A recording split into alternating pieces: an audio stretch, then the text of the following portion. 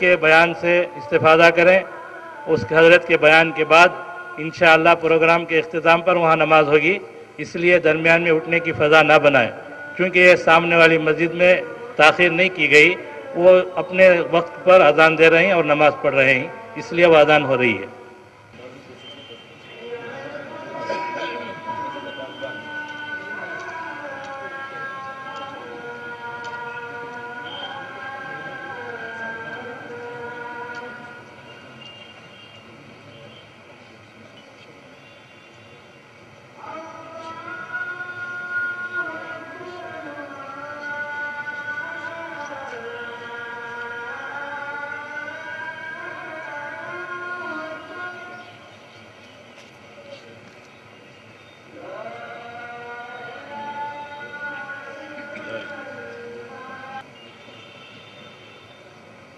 صدر ریاست کا جو بیان جاری تھا انشاءاللہ وہ اپنے وقت پر انشاءاللہ.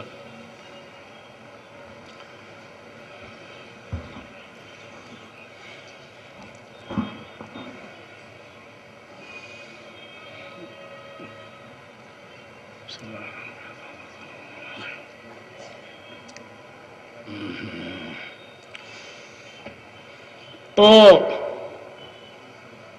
میں یہ کہہ رہا تھا کہ تنہا مسلمان کسی تحریک کو شہادت کے بعد میں ٹھیک 3 سال کے بعد میں جب انگریزوں نے اعلان کر دیا تھا کہ آج ملک ہمارا ہے، حضرت شاہ ولی اللہ محدث دہلوی رحمۃ اللہ علیہ کے بڑے صاحبزادے نے محسوس کیا اور دیکھا کہ اس وقت مسلمان کیا بلکہ یہاں کی رہنے والی قوم غلام ہو چکی ہے، اور آپ نے فتویٰ دیا. اس کی تفصیلی واقعات آپ کو کتابوں میں مل جائیں گے. میں تو صرف یہ اشارہ کرنے والا ہوں کہ حضرت کے سب سے پہلے فتوی جہاد سے 1802 کے بعد جو جہاد آزادی حضرت سید احمد شہید اور حضرت شاہ اسماعیل شہید رحمۃ اللہ نے لڑا، اور سن 1400 میں جا کر وہ بالا کوٹ کے میدان میں وسائل کے نہ ہونے کی وجہ سے وہ انہوں نے جامع شہادت نوش فرما لیا.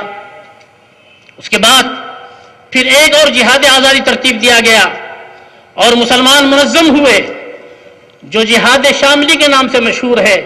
1857 کے اندر وہ جہاد لڑا گیا، مگر وہاں بھی یہ دیکھا گیا ہے کہ مسلمان وسائل کی کمزوری کی وجہ سے مقابلہ نہ کر سکے اور وہاں بھی ہزیمت ہوئی اور ہزاروں علماء نے جامع شہادت نوش فرما لیا. اس کے بعد وہ دارالعلوم جس کے محدث ہمارے درمیان میں جن کے سرپرستی میں یہ اجلاس شروع ہو رہا اور چل رہا ہے، وہ دارالعلوم قائم ہوا.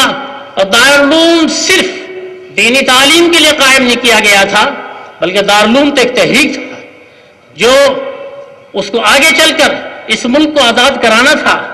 اور اس کا وہ سب سے پہلا طالب علم جس کو حضرت شیخ الہند کے نام سے یاد کیا جاتا ہے، وہ 20-25 سال کے بعد میں ان کے پاس اتنی بڑی تعداد اپنے شاگردوں کی ہو گئی تھی کہ جو جگہ جگہ پر حدیث پڑھا رہی تھی. مگر حضرت شیخ الہند رحمۃ اللہ علیہ نے یہ آواز بلند کی اور یہ کہا کہ اس وقت میں مدرسوں میں حدیث پڑھانے کا وقت نہیں ہے، اس وقت اس ملک کو آزاد کرانا ہے. اور میں کہتا ہوں کہ پھر 1919 کے اندر ایک پلیٹ فارم قائم ہوا جس پلیٹ فارم کا نام جمعیت علماء ہند ہے. ہمارے اکابرین نے اندھا دھند کوئی کام نہیں کیا ہے، سوچا دیکھا کہ 2 تحریکیں 2 جہاد اس سے پہلے طرح مسلمانوں نے لڑا، اور حضرت ٹیپو سلطان شہید کا جہاد کو ملا لیا تو 3 جہاد جس میں تنہا مسلمان تھے ناکام ہو گئے ہیں. اس وقت ہمیں جہاد آزادی اپنے برادران وطن سے مل کر لڑنی چاہیے، اور ہمارے اکابرین نے اس سلسلے میں کوشش کی کہ برادران وطن کو کس طریقے سے ہم متحرک اور جمع کر سکتے ہیں. ہمارے اکابرین میں سے یہ مشورہ دیا کہ ان میں سے کسی ایک ذہین آدمی کو، پڑھے لکھے آدمی کو بلایا جائے اور اس کو لیڈرشپ دی جائے، اور جمعیت علماء ہند اس کا سارے ملک کے اندر تعارف کرائے، اور جو برادران وطن ہیں ان کو اسے پیچھے لگایا جائے.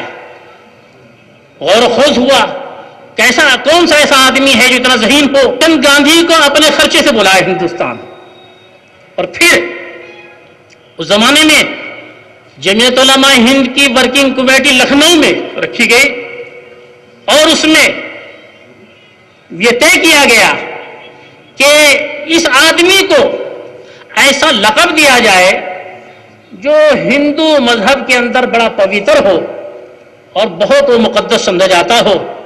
چنانچہ مولانا عبد الباری فرنگی محلی نے جو اس وقت ورکنگ کمیٹی میں تھے جمعیت علماء ہند کی، انہوں نے مشورہ دیا کہ میری رائے یہ ہے کہ کرم چند گاندھی کے ساتھ میں لفظ مہاتما لگایا جائے۔ سب لوگوں نے اس کی تائید کی۔ حکیم اجمل تھے، مفتی کفایت اللہ صاحب رحمۃ اللہ علیہ، حضرت شیخ الہند رحمۃ اللہ، سب حضرات نے اس کی تائید کی اور یہ فرمایا کہ بہت اچھا لفظ ہے۔ جمعیت علماء ہند ہی نے کرم چند گاندھی کے نام کے ساتھ میں مہاتما گاندھی لگایا ہے اور پھر اپنے پیسے سے پورے ملک میں ان کا تعارف کرایا اور ان کو ہائی لائٹ کیا اور یہ بتایا کہ دیکھیے اتنا پویتر آدمی تمہاری قوم میں پیدا ہو گیا جس کو علماء اٹھائے اٹھائے پھر رہے ہیں اور آپ لوگ کس قدر جو ہے محروم ہیں کہ آپ ان کے قریب نہیں لگ رہے ہو۔ سارے ملک میں جمعیت علماء نے اپنے خرچے سے مہاتما گاندھی کا دورہ کرا۔ اسی مجلس کے اندر یہ بھی مشورہ ہوا ہے کہ ہمارے پاس کچھ علامت ہونی چاہیے جس سے پتہ چل جائے کہ ہم جو ہے اینٹی انگریز ہیں۔ چنانچہ حکیم اجمل صاحب رحمۃ اللہ علیہ نے اپنی ٹوپی اٹھا کر مہاتما گاندھی کے سر پر رکھی اور یہ کہا کہ جو ایسی ٹوپی پہنے گا وہ اینٹی انگریز شمار ہوگا۔ جس کو آپ گاندھی کیپ کہتے ہیں وہ گاندھی کیپ نہیں ہے، وہ تو حکیم اجمل کی ٹوپی تھی۔ بھائی ہمارے لوگوں نے جمعیت علماء ہند نے اس طرح برادران وطن کو ساتھ لیا اور جس وقت مہاتما گاندھی ہائی لائٹ ہو گئے تو ہمارے اکابرین کو یہ کہا کہ اب آپ دیکھتے رہیے کہ ملک آزاد ہو جائے گا اور کسی کو کانٹا تک نہیں چبھے گا۔ ہمارے اکابرین نے اس قدر محنت کی اس سلسلے میں، مولانا عبید اللہ صاحب رحمۃ اللہ علیہ سندھی بڑی محنت کی، انہوں نے تو آزاد ملک بھی قائم کر دیا تھا سرحدی علاقوں میں۔ میں تفصیل کی طرف نہیں جاتا، اپنی بات بہت مختصر کر رہا ہوں۔ انہوں نے جب ان کا انتقال آزادی سے پہلے ہو گیا تو جس وقت وہ اپنی آخری زندگی کے مرحلہ گزار رہے تھے، صاحب فراش تھے، تو لوگ گئے جن کے اوپر آزادی کا بھوت سوار تھا، کہنے لگے حضرت آپ تشریف لے جا رہے، ملک تو آزاد نہیں ہوا ہے۔ حضرت نے اسی وقت یوں فرمایا، کتنی بصیرت تھی ان کے اندر، یوں فرمایا کہ میرے انتقال کے 3 سال کے بعد اگر یہ ملک آزاد نہیں ہوا تو میری قبر پر جا کر یہ کہہ دینا کہ عبید اللہ تم نے کیا کہا تھا۔ 3 سال میں ابھی 1-2 مہینہ باقی تھا کہ ملک آزاد ہو گیا۔